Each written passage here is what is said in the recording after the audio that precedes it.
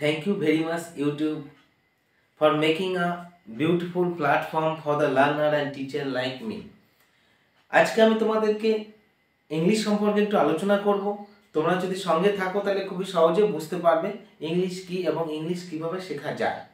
প্রথমত প্রশ্ন তোমাকে জানতে হবে ইংলিশ কি এবং ইংলিশ শিখে তোমার কি লাভ হবে, আর এই ইংলিশ তুমি কিভাবে শিখবে এটা তোমাকে জানতে হবে। তো শোনো, ইংলিশ হলো একটা আন্তর্জাতিক ভাষা, অর্থাৎ সারা পৃথিবীর লোক এই ভাষাতে কথা বলে। এই ইংলিশ শিখলে তোমার কি লাভ হবে তুমি শুনে নাও। তুমি যদি ইংলিশ শিখতে পারো বা ইংলিশ শেখো, তাহলে তুমি সারা পৃথিবীর লোকের সঙ্গে কথোপকথন করতে পারবে, কমিউনিকেশন করতে পারবে এবং সারা বিশ্বের লোকের রীতিনীতি সংস্কৃতি সম্পর্কে তুমি জানতে পারবে এবং আলটিমেটলি তুমি একটা বেটার প্রফেশন অবশেষে তুমি পাবে এই ইংলিশ শেখার জন্য। সুতরাং ইংলিশ তোমাকে আমাকে পৃথিবীর সবাইকেই শেখা উচিত এবং জানা উচিত, শুধুমাত্র বেটার প্রফেশনের জন্য না, জীবনে আনন্দ পাওয়ার জন্য এবং পৃথিবীর সমস্ত লোকের সঙ্গে কথোপকথন করবার জন্য ইংলিশ অবশ্যই শেখা উচিত। এবার এই ইংলিশ তুমি কিভাবে শিখবে সেটা তোমায় জানতে হবে।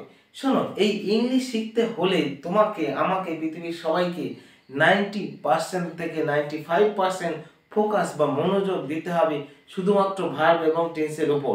তাহলে তুমি অতি সহজে ইংলিশ শিখতে পারবে। নাহলে ইংলিশ তুমি মুখস্থ করতে পারবে, ইংলিশ শেখা তোমার সম্ভব বা জানা তোমার সম্ভব হবে না। তুমি যদি মুখস্থ করো, মুখস্থ কয়েকটা কতিপয় বাক্য তুমি করতে পারো, কিন্তু শিখতে গেলে তোমাকে সিস্টেমকে আপডেট করতে হবে এবং সিস্টেমেটিকভাবে তোমাকে জানতে হবে।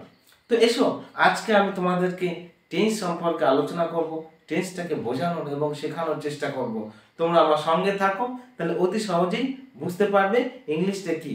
আর আমি এই ফাঁকে তোমাদের বলে রাখি, যদি আমার ভিডিওটা ভালো লাগে তাহলে লাইক করো, শেয়ার করো এবং চ্যানেলটাকে সাবস্ক্রাইব করো, তাহলে আমি এরকম ভিডিও বানাতে অনুপ্রাণিত হব। তো দেখো, আজকে আমি তোমাদেরকে টেন্স নিয়ে আলোচনা করব।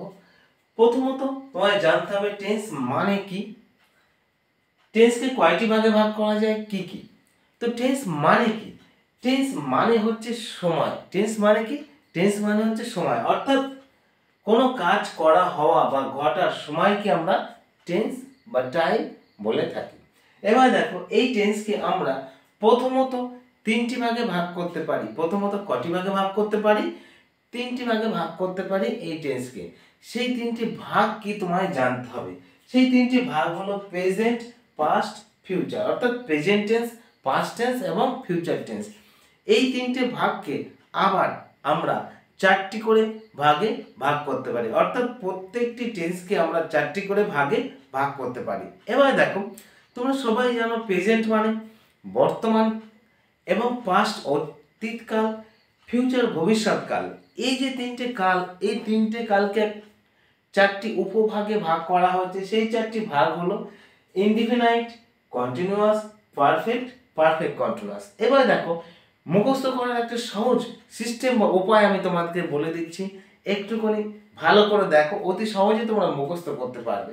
1:1 মুখস্থ করে জীবনে কোনোদিন ইংলিশ শেখা যায় না। সবাই ওইভাবেই মুখস্থ করছে, ওয়ার্ডগুলোকেও তাই 1:1 মুখস্থ করতে চাচ্ছে, সিস্টেমে আপডেট করতে চাচ্ছে না, অর্থাৎ সিস্টেমে ফেলতে চাচ্ছে না। এবং প্রত্যেকটা বিষয় সবাই যেন মুখস্থের পেছনে ছুটেছে, অর্থাৎ মুখস্থ যদি তুমি করতে চাও তাহলে কোনোদিন তুমি ইংলিশ শিখতে পারবে না। তোমার মুখস্থ করাই হবে, নিজে থেকে বলতে পারবে না এবং কারোর কথা শুনে তোমার মধ্যে কোনো উপলব্ধি বা ভালো লাগার জায়গা তৈরি হবে না। তো দেখো, সরি, প্রেজেন্ট টেন্স, অর্থাৎ প্রেজেন্টকে আমরা চারটি ভাগে ভাগ করতে পারি। দেখো, এই প্রেজেন্ট দিয়ে আমরা এই চারটিকে পর পর বলবো, তাহলে কি হবে? Present indefinite tense, present continuous tense, present perfect tense, present perfect continuous tense. তাহলে চারটি ভাগ হয়ে গেল। এবার দেখো, ঠিক ওইভাবে আমরা পাস্ট দিয়ে এই চারটিকেই বলবো, পাস্ট দিয়ে এই চারটিকেই বলবো। কি হবে তাহলে?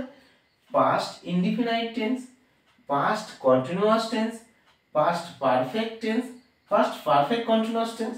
আবার ঠিক এইভাবেই আমরা ফিউচার দিয়ে এই চারটিকেই বলবো, future indefinite tense, future continuous tense, future perfect tense, future perfect, continuous tense.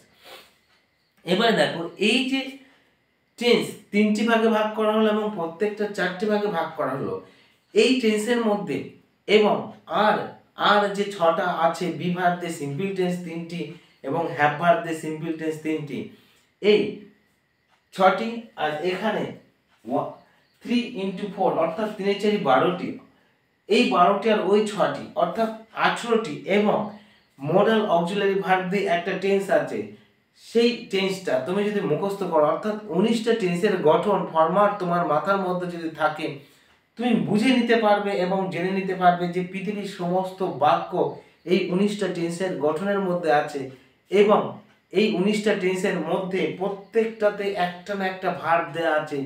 তুমি যদি ভার্ব শব্দটার অর্থ ক্লিয়ারলি জেনে যেতে পারো টেন্স বা সময় অনুযায়ী তাহলে তুমি অতি সহজেই ইংলিশটাকে জানতে পারবে এবং শিখতে পারবে। তো আজ এ পর্যন্ত। পরবর্তী ভিডিওতে আমি তোমাদেরকে প্রেজেন্ট ইনডিফিনাইট টেন্স নিয়ে আলোচনা করব। তোমরা অনেকক্ষণ ধৈর্য ধরে দেখেছো, এইভাবে যদি থাকো, ধৈর্য ধরে দেখতে পারো, তাহলে তোমরা অবশ্যই ইংলিশ শিখতে পারবে। আমি এই প্রসঙ্গে তোমাদের বলে রাখি, আমি এমন করে তোমাদেরকে শব্দগুলো শেখাবো যাতে তোমরা অতি সহজে প্রত্যেকটা শব্দের অর্থ বুঝে যাবে এবং একটা শব্দ থেকে কিভাবে 12টা থেকে 15টা শব্দ তৈরি করা যায়, আমি সেই সিস্টেম তোমাদেরকে দেখাবো। তোমরা আমার এই চ্যানেলের মধ্যে আবদ্ধ থাকলে অবশ্যই শিখতে পারবে ইংলিশ, এটা আমি আশা রাখি ঈশ্বরের কৃপায়। আজ এ পর্যন্ত। পরবর্তী ভিডিওতে আবার দেখা হবে।